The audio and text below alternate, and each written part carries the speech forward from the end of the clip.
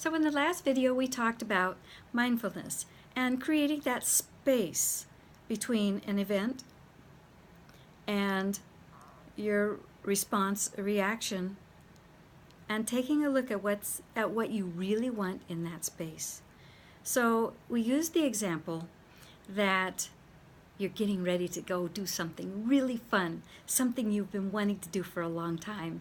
And someone comes along and demands that you help them right now.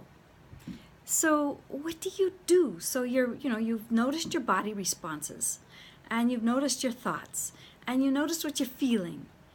So what do you do?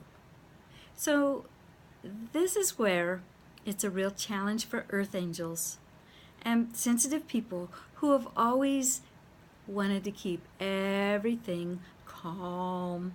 No rocking the boats. We'll go along just because we don't want to deal with the backlash of emotions. Now, this is very typical for a lot of people. And there's nothing wrong with it. It's a way of behaving that may or may not be serving you. And that's the question to bring up with this whole business about assertiveness.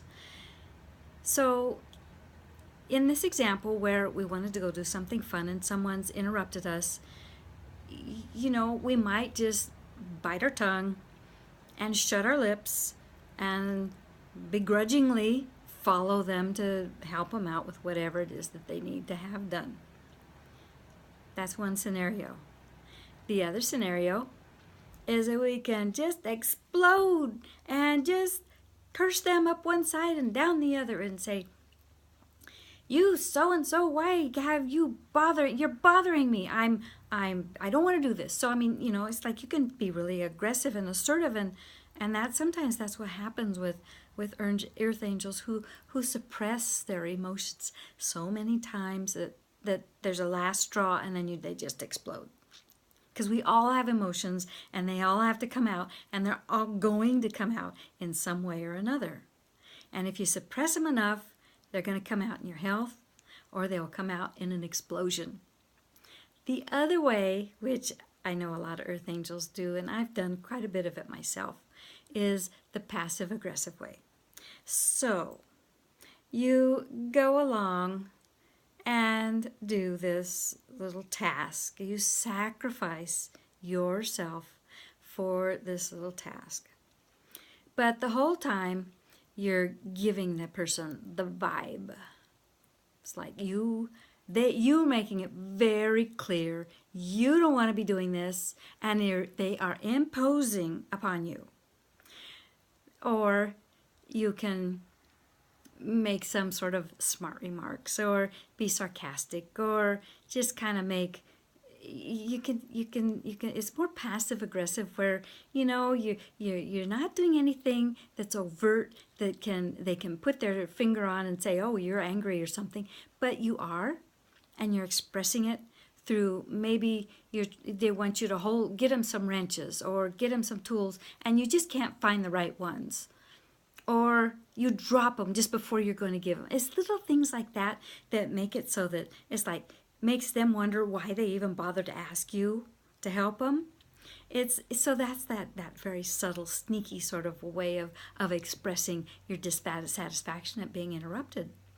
Now, the more positive way of addressing this situation is saying calmly, after you breathe a few times and calm yourself down, is say, "Well, I'm getting ready to go off and do whatever it is you're going to do, and this is very important to me. And as soon as I get back, I'd be happy to go help you with this, or or perhaps you can get another person to help you if it's that important for you." But in other words, it's like you say very nicely, "No." And this other person will either give you the vibe because they're trying to control and manipulate you, or they will go off and either solve the problem themselves or get somebody else to help them. But you've been able to stand up and say, what you needed to say, and take care of yourself. And that's what assertiveness is all about. It's not about getting in someone's face and being all belligerent, and it's not about not expressing your feelings overtly and expressing them through sarcasm or poor performance, or giving someone the vibe while you're helping them. It's that middle road where you get in touch with your feelings. So that's where the mindfulness piece comes in. You have to take a few deep breaths and pause and say, what am I really feeling about this? What do I really want? What is going to be the best thing for me? And then you're able to say, well, in a nice way, because you don't want to come across and be, antagonistic or insightful, or, you don't want to stir the pot, because we don't like to stir the pot. But on the other hand, you have to say what's true for you. And you have to say for what's true for you in a simple sentence that the other person can understand. Don't go into huge, oh, I'm sorry, I can't help you. Oh, I'm, whatever. Don't, no explanations. Is just keep it simple. Keep it really simple. A single sentence or two, and that's it. Because people aren't going to hear any more than that one sentence. The only thing they're going to hear is that you didn't agree. And that's going to bring up whatever it's going to bring up for them. But that's not your responsibility.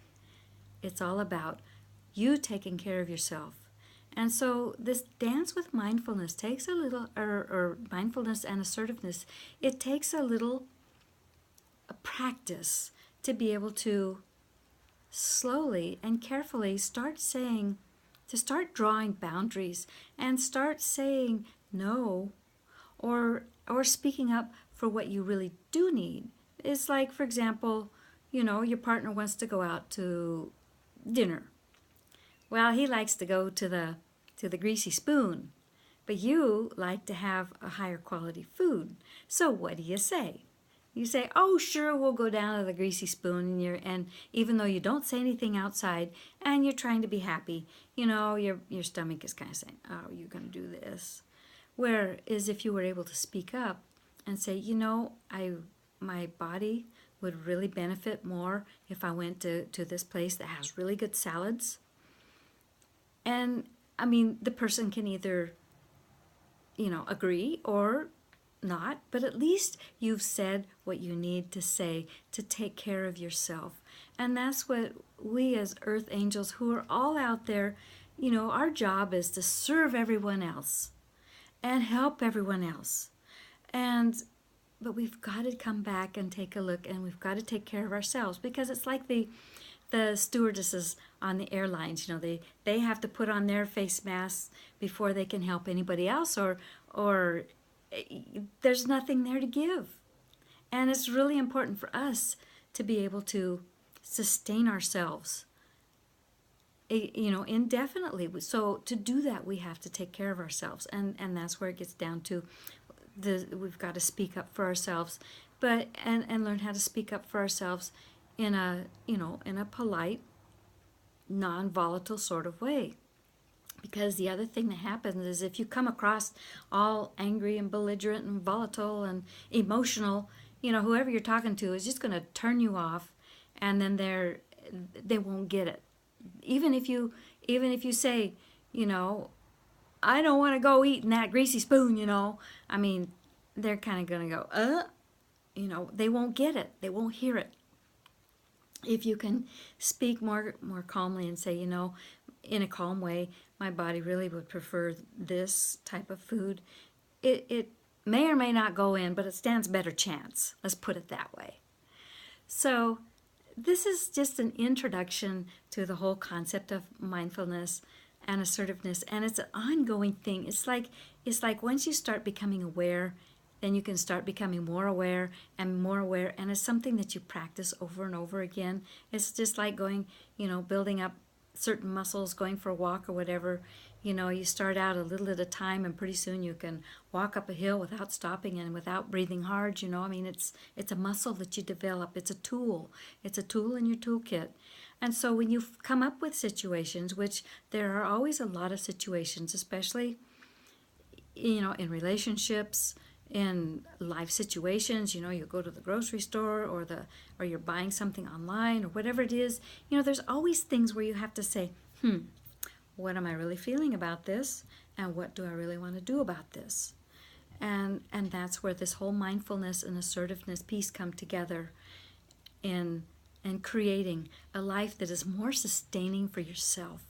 And after you do it for a while, you start to feel safer. I mean, you've done it and you've survived it, and you're able to continue, and you build up confidence and your self-esteem, and you feel worthy, and it's a cycle. So the more you feel you're able to say these things, and you're able to stand up for yourself, and it's respected, then you feel more worthy. And then the more worthy you feel, the more you're able to speak up. So everything is in cycles. It's all interconnected. So I invite you to really pay attention to what's going on in your life, and stop and take a few breaths before you say anything. And then ask yourself, what do you really want? What is the truth of this situation? And then continue from there. So I invite you to enjoy this process. It's ongoing, but it will yield huge results and rewards.